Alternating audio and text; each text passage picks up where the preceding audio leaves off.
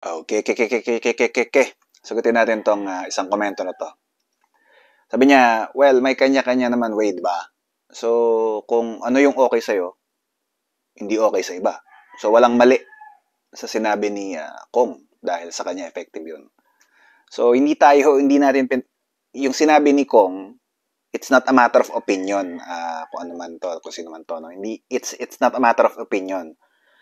It's misinformation. So, hindi ibig sabihin meron kang opinyon, tama yon. Okay lang na meron kang sariling opinyon sa mga bagay-bagay na ang pinag-uusapan ay hindi facts, no?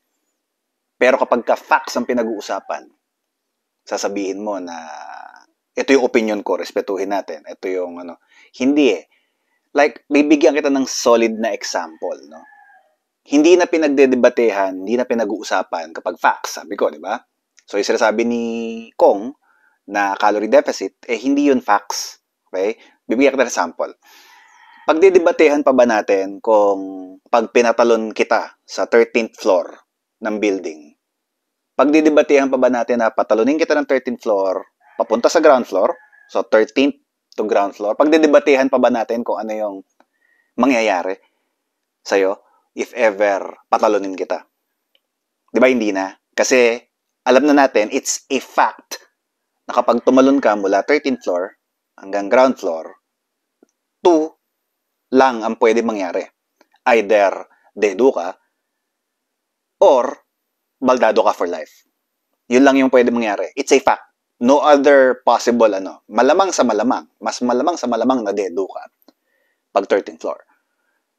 Pero ang bottom line, hindi na pinagdedebatehan yun, di ba? Pagdedebatehan pa ba natin? Hindi, pagka tumalon ako dyan, buhay ako. Hindi na, di ba? Kasi it's a fact. Ganon din sa nutrition. Ganon din sa weight management. So, hindi na pinagdedebatehan yun, ay hindi subject to debate.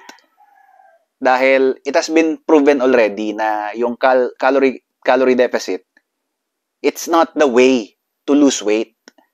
Okay? It's not the way. So, kaya nga sinasabi ko sa inyo na yung sinabi ni Kong, hindi tama. Kasi may mga bagay na may tama, may mali. So, pag facts, may tama, may mali. Pag opinions, yan. Preferential yan. Preferential yon. Pero pagka facts ang pinag-uusapan natin, merong tama, merong mali. Walang, ito yung opinion ko dyan eh. So, yun yung sa akin. Walang ganon. Okay?